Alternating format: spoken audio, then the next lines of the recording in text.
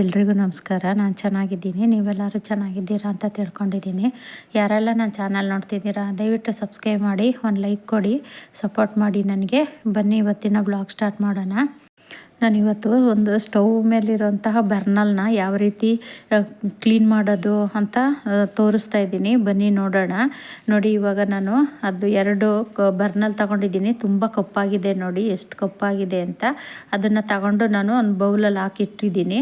ಅದಕ್ಕೆ ನಾವಿವಾಗ ಒಂದು ಈನೋ ಫುಲ್ ಹಾಕಬೇಕು. ಅದಕ್ಕೆ ಒಂದು ಈನೋ ಫುಲ್ ಹಾಕ್ಬಿಟ್ಟು ಮತ್ತು ಒಂದು ನಿಂಬೆಹಣ್ಣು ಅಷ್ಟೇ, ಒಂದು ನಿಂಬೆಹಣ್ಣು ಫುಲ್ ಹಾಕಬೇಕು. ಎಷ್ಟು ಪಳಪಳ ಅಂತ ಆಗುತ್ತೆ ಅಂದರೆ ಅಷ್ಟು ಚೆನ್ನಾಗಾಗುತ್ತೆ. ಈಗ ನಾವು ಡೈಲಿ ಅಡುಗೆ ಮಾಡ್ತಾ ಇರ್ತೀವಿ, ಅದು ಸ್ಟವ್ ಹುರಿದು ಬರ್ನಲ್ಲೆಲ್ಲ ಫುಲ್ಲು ಕಪ್ಪಾಗಿರುತ್ತೆ. ಆವಾಗ ಏನು ಮಾಡೋದು ಅಂತ ನಮ್ಗೆ ಐಡಿಯಾನೇ ಬಂದಿರೋದಿಲ್ಲ. ನಾವು ಹಂಗೆ ಬಿಟ್ಟಿರ್ತೀವಿ. ಈ ಥರ ನಾವು ಮನೆಯಲ್ಲೇ ಇರೋವಂಥದ್ದನ್ನು ಉಪಯೋಗಿಸ್ಕೊಂಡು ಸಿಂಪಲ್ಲಾಗಿ ಆ ಕಲೆ ಎಲ್ಲನೂ ತೆಕ್ಕೊಳ್ಳೋದು ಹೆಂಗೆ ಅಂತ ತೋರಿಸ್ತಾ ಇದ್ದೀನಿ ನೋಡಿ.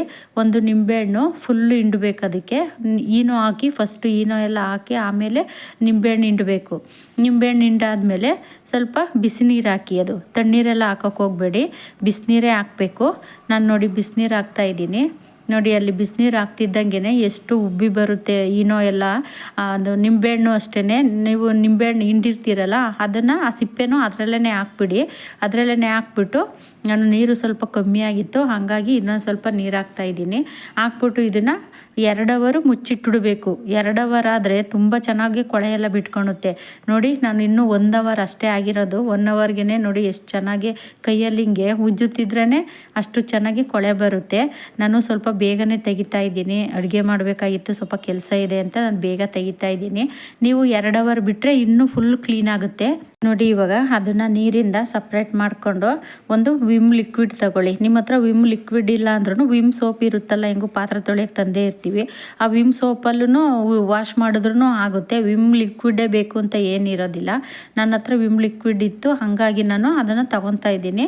ನೋಡಿ, ಈ ಥರ ಹಲ್ಲುಜ್ಜೋದೊಂದು ವೇಸ್ಟ್ ಬ್ರಷ್ ಇರುತ್ತೆ ನೋಡಿ, ಆ ವೇಸ್ಟ್ ಬ್ರಷ್ನ ಒಂದು ತಗೊಂಡು ನೋಡಿ ಈ ಥರ ಚೆನ್ನಾಗಿ ಈ ಥರ ಉಜ್ಜಬೇಕು. ಏಕೆಂದರೆ ಅದು ಬ್ರಷ್ ನಾರಲ್ಲೆಲ್ಲ ಉಜ್ಜಿದ್ರೆ ಅದು ಸಂದಿಲೆಲ್ಲ ಕೈ ಹಾಕೋಕ್ಕಾಗಲ್ಲ ಅಂದ್ಬಿಟ್ಟು ಈ ಥರ ಬ್ರಷೇ ಬೆಸ್ಟು. ಅದಕ್ಕೋಸ್ಕರ ನಾನು ಬ್ರಷ್ ತಗೊಂಡಿದ್ದೀನಿ. ನೋಡಿ, ಅಲ್ಲಿ ಹಂಗೆ ಬ್ರಷಲ್ಲಿ ಉಜ್ಜುತ್ತಾ ಇದ್ರೇ ಎಷ್ಟು ಕಲರ್ ಚೇಂಜ್ ಆಗ್ತಾ ಇದೆ ನೋಡಿ.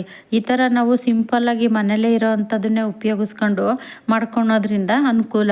ಈಗ ಇದಕ್ಕೆ ಅಂತಲೇ ಬೇರೆ ದುಡ್ಡೆಲ್ಲ ಖರ್ಚು ಮಾಡಿ ಮಾಡಬಾರ್ದಲ್ವಾ, ಅದಕ್ಕೇ ಈ ಥರ ನಾವು ಮಾಡ್ಕೋಬೇಕು. ನೋಡಿ, ನಾನು ಅದು ಬ್ರಷಲ್ಲಿ ವಾಶ್ ಮಾಡ್ತಾ ಇದ್ದೀನಿ. ನೋಡಿ ಎಷ್ಟು ಚೆನ್ನಾಗಿ ಹೋಗ್ತಾ ಇದೆ ಅದು ಕೊಳೆ ಮತ್ತು ಅದರಲ್ಲಿರೋ ಕಲೆ ಎಲ್ಲ. ನೋಡಿ, ಫಸ್ಟ್ ಇದ್ದಿದ್ದಕ್ಕೂ ಇವಾಗ ಇದ್ದಿದ್ದಕ್ಕೂ ನೋಡಿ ಅದು ರಿಸಲ್ಟು ನಿಮ್ಮ ಕಣ್ಣೆದುರಿಗೆ ಕಾಣಿಸ್ತಾ ಇದೆ. ನೋಡಿ ಎಷ್ಟು ಪಳಪಳ ಅಂತ ಒಳಗುತ್ತೆ ಅಂದರೆ ಅಷ್ಟು ಚೆನ್ನಾಗಿ ಕ್ಲೀನ್ ಆಗುತ್ತೆ. ಈ ಥರ ಎಲ್ಲ ನಾವು ಮನೆಯಲ್ಲೇ ಇರೋ ಅಂಥದ್ದನ್ನು ಉಪಯೋಗಿಸ್ಕೊಂಡು ಮಾಡ್ಕೋಬೇಕು. ಈಗ ಇದಕ್ಕೆ ಅಂತಲೇ ನಾವು ಎಕ್ಸ್ಟ್ರಾ ದುಡ್ಡು ಕೊಟ್ಟು ಎಲ್ಲ ತರೋಕ್ಕೆ ಹೋಗ್ಬಾರ್ದಲ್ಲ, ಅದಕ್ಕೋಸ್ಕರನೇ ಹೇಳ್ತಾ ಇದ್ದೀನಿ. ನೋಡಿ, ನಾನು ಎಲ್ಲನೂ ಕ್ಲೀನಾಗಿ ವಾಶ್ ಮಾಡ್ತಾ ಇದ್ದೀನಿ. ನಾನು ಈ ಥರ ಬರ್ನಲ್ಲೆಲ್ಲ ವಾಶ್ ಮಾಡಬೇಕಂದ್ರೆ ಬ್ರಷೇ ಬೆಸ್ಟು. ಯಾಕೆಂದರೆ ನೋಡಿ, ಆ ಸಂದಿನಲ್ಲೆಲ್ಲ ನಾರು ಹಾಕಿದ್ರೆ ಉಜ್ಜೋಕ್ಕಾಗೋದಿಲ್ಲ. ಅದಕ್ಕೆ ಬ್ರಷ್ ಆದ್ರೇ ನೀಟಾಗಿ ಕೊಳೆ ಎಲ್ಲ ಹೋಗುತ್ತೆ. ಅದಕ್ಕೋಸ್ಕರನೇ ಈ ಥರ ಎಲ್ಲ ಬ್ರಷ್ ತಗೊಳ್ಳಿ. ಹೆಂಗೂ ವೇಸ್ಟು ಅಂತ ಬಿಸಾಕಿರ್ತೀವಿ ಬ್ರಷ್ಗಳನ್ನ, ಆ ಬ್ರಷ್ ತಗೊಂಡು ಈ ಥರ ವಾಶ್ ಮಾಡಿದ್ರೆ ಆಯಿತು.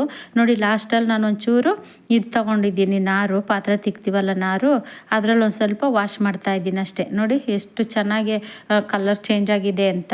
ಇದನ್ನು 2 ಅವರ್ ಬಿಟ್ರಂತೂ ಇನ್ನೂ ತುಂಬ ಚೆನ್ನಾಗಿ ಕಲರೆಲ್ಲ ಚೇಂಜ್ ಆಗುತ್ತೆ, ಒಳ್ಳೆ ಶೈನಿಂಗ್ ಬರುತ್ತೆ. ನಾನು ಸ್ವಲ್ಪ ಬೇಗನೆ ತೆಗ್ದಿದ್ದೀನಿ 1 ಅವರ್ಗೆ. ನೀವು ನೋಡ್ತಾ ಇರ್ಬೋದು, 1 ಅವರ್ಗೆ ಇಷ್ಟು ಕಲರ್ ಚೇಂಜ್ ಆಗಿದೆ ಅಂದರೆ ಇನ್ನು 2 ಅವರ್ಗೆ ಎಷ್ಟು ಕಲರ್ ಚೇಂಜ್ ಆಗ್ಬೋದು, ನೀವೇ ಯೋಚನೆ ಮಾಡಿ ಅಲ್ವಾ. ಈ ವಿಡಿಯೋ ಇಷ್ಟ ಆದರೆ ಒಂದು ಲೈಕ್ ಮಾಡಿ, ಸಬ್ಸ್ಕ್ರೈಬ್ ಮಾಡಿ, ಸಪೋರ್ಟ್ ಮಾಡಿ. ಇಲ್ಲಿಗೆ ವ್ಲಾಗ್ ಎಂಡ್ ಮಾಡ್ತಾ ಇದ್ದೀನಿ. ಮುಂದಿನ ವ್ಲಾಗಲ್ಲಿ ಸಿಗ್ತೀನಿ. ಎಲ್ರಿಗೂ ಟೇಕ್ ಕೇರ್, ಬಾಯ್.